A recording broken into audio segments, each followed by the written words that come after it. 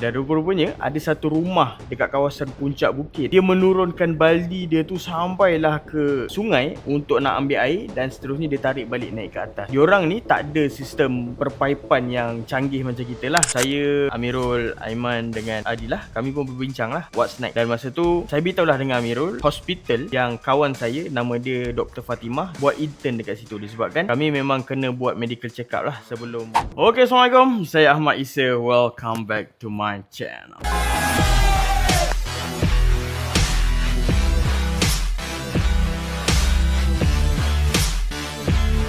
Okey, untuk episod kali ni saya nak sambung kisah daripada buku Ustazah Basikal, buku yang mengisahkan tentang pengembaraan saya bersama dengan isteri mengembar ke 14 buah negara bermula daripada Malaysia, Thailand, Myanmar, India, Nepal, Pakistan, China, Kyrgyzstan, Kazakhstan, Uzbekistan, Afghanistan, Iran, UAE dan Arab Saudi selama 15 bulan dan kami hanya bermula dengan RM1,900 sahaja. Alright, tanpa kita lengahkan masa lagi, jom kita sambung cerita.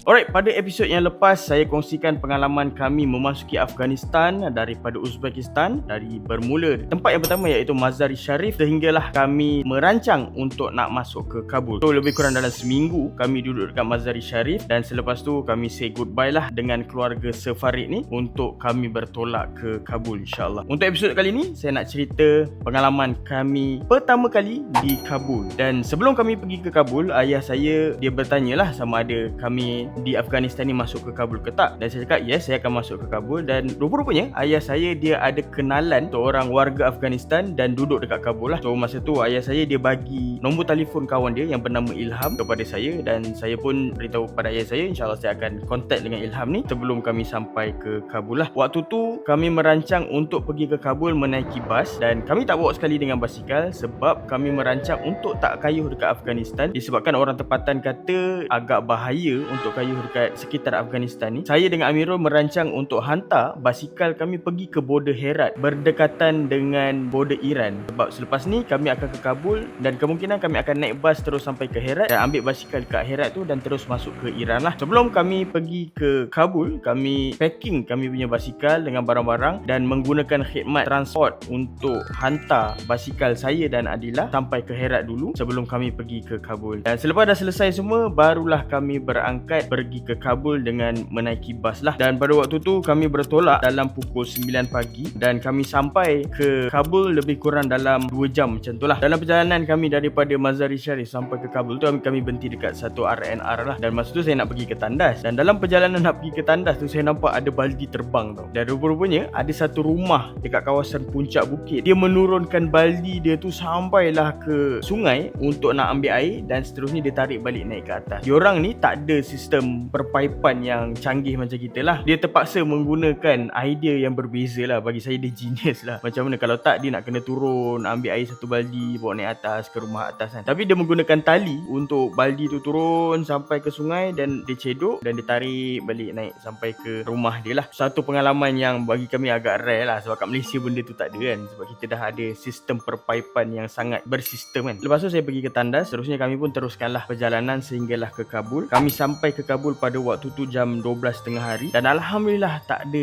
apa-apa yang tak diingini berlaku lah dalam pertengahan jalan, disebabkan orang tempatan kata boleh jadi penjenayah akan tahan bas dekat tengah jalan. Dan pada waktu tu kami bertolak pada waktu siang. Dia orang kata better gerak waktu siang, jangan gerak waktu malam lah. Dan alhamdulillah waktu siang dia orang tak kacau apa-apa. Amirul dia ada kontak dengan seorang host daripada app Couchsurfing untuk host kami lah dekat rumah dia. Tapi pada waktu tu host tu dia tak respon. Dan masa tu saya cakap okey lah, kalau macam tu saya telefon kawan ayah saya nama dia Ilham. Mungkin kita boleh jumpa dengan dia sekejap sebelum kita maybe kita cari hotel lah, sebab kita dah tak ada pilihan lain, kita akan cari hotel. Dan masa tu alhamdulillah Ilham dia respon dengan cepat dan rupa-rupanya pejabat dia terletak dekat dengan stesen bas yang kami turun tu lah. Dia kata dia nak jumpa dengan kami dan selepas kami turun daripada bas, kami pun berjumpa lah dengan Ilham dan Ilham ajak makan dekat restoran kebab berdekatan dengan tempat kami turun tu. Ilham tanyalah lepas ni korang nak tidur kat mana, dan kami decide untuk nak tidur kat hotel. Dan saya tanyalah dengan dia, ada tak hotel yang murah dengan selesa lah dekat sini, dan dia kata ada banyak banyak lah hotel yang murah dekat sini. Dan masa tu dia pun suggest dengan satu hotel yang berdekatan, dan kami pun sama-sama lah pergi ke hotel tu, lebih kurang dalam jalan kaki dalam 10 minit macam tu. Dan kami berjumpa dengan satu hotel yang agak selesa lah dekat situ kan. Walaupun harga dia agak murah, kami tak decide untuk nak cari yang mahal ataupun yang over selesa kan. Duit pun tak berapa nak banyak sangat kan. Dan selepas makan, Ilham pun bawa lah kami ke satu hotel yang berdekatan. Masa tu saya tanyalah dengan Ilham berapa harga hotel ni. Ilham kata tak ada masalah sebab dia yang bayarkan. So kita pun ucap terima kasih lah kepada Ilham. Baru pertama kali kami berkenalan dengan Ilham ni, dia dah belanja untuk kami duduk satu malam dekat hotel ni lah. Kami buat kesimpulan lah, sebenarnya orang Afghanistan ni dia lebih kurang macam orang Pakistan lah. Diorang ni sangat baik dengan stranger, sangat baik dengan orang luar negara yang masuk ke negara diorang lah. Okey jap, boleh saya minta izin untuk bercakap dengan tuan-puan selama 30 saat? Pernah tak tuan-tuan dan puan-puan terfikir, kalau esok kita dah tak ada, apa yang anak cucu kita akan ingat pasal kita? Ada tak buku yang dia boleh baca? Ada tak cerita yang diorang boleh ingat? Atau semua pengalaman hidup kita hilang macam tu je? Sedangkan kita pernah lalui macam-macam perkara. Susah, senang, jatuh, bangun. Tapi akhirnya semuanya menjadi memori yang tak sempat diwariskan. Sebab itulah saya tulis buku Tulis Sebelum Pergi, supaya orang biasa macam kita dapat meninggalkan sebuah warisan yang tak boleh dibeli dengan duit. Sebab satu hari nanti harta kita mungkin habis dibelanjakan, tapi cerita kita boleh terus hidup dari satu generasi ke satu generasi. Kalau tuan-puan nak baca buku ni sebelum buku ni diterbitkan, scan QR di skrin sekarang untuk download sampel percuma. Dan lihat sendiri macam mana tuan-tuan dan puan-puan boleh mula menulis kisah hidup tuan-puan bermula hari ini. Download sekarang. Okey, dan masa tu kami ambil 2 bilik. Amirul dengan Aiman dia satu bilik, saya dengan Adilah dalam satu bilik lah. Dan selepas selesai tu, Ilham dia minta diri untuk dia nak pergi ke pejabat dia untuk sambung kerja, sebab dia punya rehat pun dah habis. Kami pun teruslah masuk ke bilik masing-masing. Dan sebelum tu saya bertanya dengan Amirul lah, so apa plan kita dekat Kabul ni? So Amirul cakap ada beberapa perkara yang kita kena selesaikan. So yang pertama adalah kita kena buat medical check up, dan yang kedua kita kena tunggu visa Arab Saudi kita siap dekat Malaysia lah. Lepas tu barulah kita akan putuskan bila kita nak pergi dekat Iran. Amirul cadangkan hari ni kita jalan-jalan dulu dekat Kabul sebab dia plan untuk nak shoot dekat sekitar bandar Kabul tu. Saya cakap okey lah, kita orang ikut je lah sebab kita orang pun tak ada apa-apa plan, basikal pun tak ada. Mana Amirul pergi, kami pergilah. Dan masa tu Amirul kata, Mat, saya ada satu cadangan lah. Apa kata kalau kita masuk Arab Saudi, 2 bulan lagi kita masuk pada bulan Ramadan. Okay? Dan masa tu Adilah dia teruja lah. Dia kata, best juga kita masuk bulan Ramadan lah. Sebab kami tak decide untuk nak sampai ke Mekah tu bulan berapa. Tapi nak dijadikan cerita, kami tinggal beberapa negara je, daripada Afghanistan, Iran, UAE, Arab Saudi. Lebih kurang 3 bulan kami dah boleh sampai ke Arab Saudi dah. So masa tu Amirul cadang untuk kami masuk ke Arab Saudi pada bulan Ramadan. Kami agak excited lah pada waktu tu kan. Saya dan Adilah kami plan untuk nak ajak sekali mak abah, umi abi untuk join sekali pada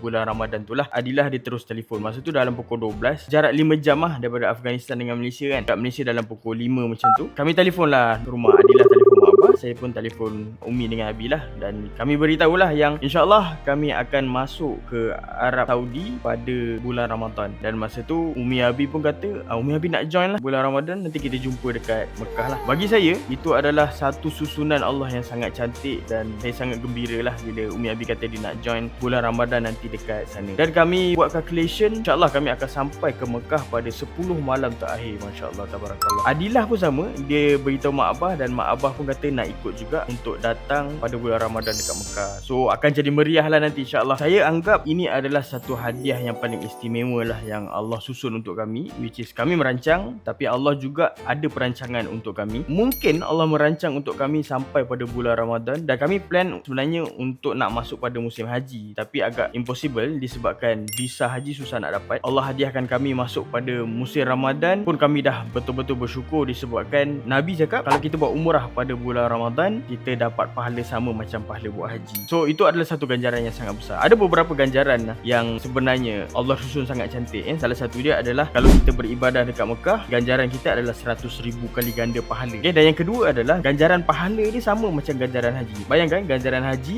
lepas tu darab pula dengan 100,000 kali ganda. Dan yang ketiga adalah kalau 10 malam terakhir dan malam Lailatul Qadar, ganjaran pahala dia ibarat beribadah macam 1000 bulan. Kali dengan 3 memang beribu beribu kali ganda lah. Itu yang Allah dah janji, dan itulah bagi kami adalah hadiah yang terbesar kalau kami sampai pada 10 malam terakhir Ramadan di Mekah Al-Mukarramah. Masya Allah, tabarakallah.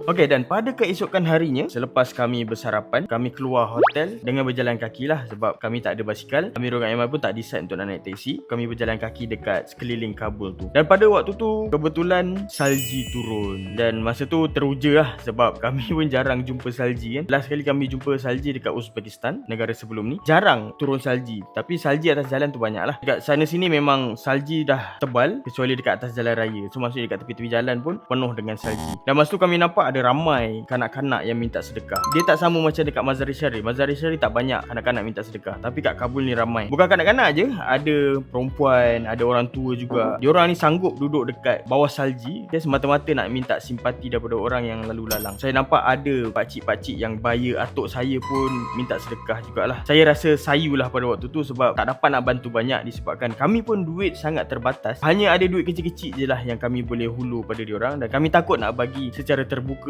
Takut orang datang serbu dan sebagainya lah. Tapi sangat sedih lah disebabkan nampak orang tua-tua duduk bawah salji. Salji tengah turun ni, diorang duduk bawah salji tu jangan tutup dengan selimut je. Lama kelamaan diorang ni akan basah kuyup lah. Tu saya terfikir macam mana lah nak bantu diorang ni dalam keadaan kita duit pun tak banyak. Macam mana kita nak bantu diorang? So itulah yang bermain dalam fikiran saya lah. Dan masa tu Adilah ajak, bang jom kita cari postcard. Dan saya pun okey lah, jomlah kita cari postcard. Kami pun berjumpa lah dengan satu kedai cenderawasih dekat bangunan lama. Dan masa tu kami pun beli 30 keping. So memang setiap negara kami beli postcard lah. Dan masa tu saya decide separuh kami akan bagi pada keluarga dan separuh lagi untuk kami jual lah. Bila dah penat jalan pusing-pusing Kabul tu, kami pun decide untuk nak balik ke hotel lah. Amirul kata kawan dia yang host Couchsurfing, dia dah ready untuk nak terima kami sebagai tetamu lah. Saya pun cakap okey lah, terbaik lah disebabkan Ilham hanya taja 1 malam je. Kalau kita nak tambah lagi 1 malam dekat hotel ni, kita kena bayar sendiri. Kami decide untuk nak check out pada keesokan harinya. Dan keesokan harinya kami naik teksi untuk pergi ke pejabat host yang Amirul kenal. Nama dia adalah Saiful Rahman. Kami menggunakan Google Maps lah untuk nak pergi ke rumah dia. Teksi tu bawa kami lorong-lorong yang kecil. So maksudnya dia jauh sikit lah daripada kawasan bandar untuk sampai ke bangunan tu lah. Dan masa tu Saiful Rahman dia dah tunggu kami. Sejak pagi lagi dia dah tunggu. Dan bila kami sampai, kami sambut oleh Saiful Rahman. Dia memang sangat peramah, orang dia sangat peramah dan sangat meriah lah. Dan dia bawa kami ke tingkat atas bangunan. Okay? Dan masa tu bila saya masuk, bangunan tu bau gam. Saya fikir ada orang isap gam ke dalam bangunan kan. Sebab bau gam dan lock tu, Saiful Rahman ni cakap, oh sorry dia kata baru je lepas hire orang untuk tampal kapet dekat atas lantai disebabkan lantai sejuk. Baru saya fikir, oh okey, bau gam dia tampal kapet lah, patutlah bau gam. Saya ingatkan ada orang isap gam kat dalam ni kan. Dan lepas tu dia tunjukkan pejabat dia, ada 4 bilik kosong kat pejabat dia. Dan dia kata dia baru je sewa office ni untuk dijadikan NGO lah. Dan dia rancang untuk nak masuk duduk kat dalam bangunan ni. Tapi kami adalah orang yang pertama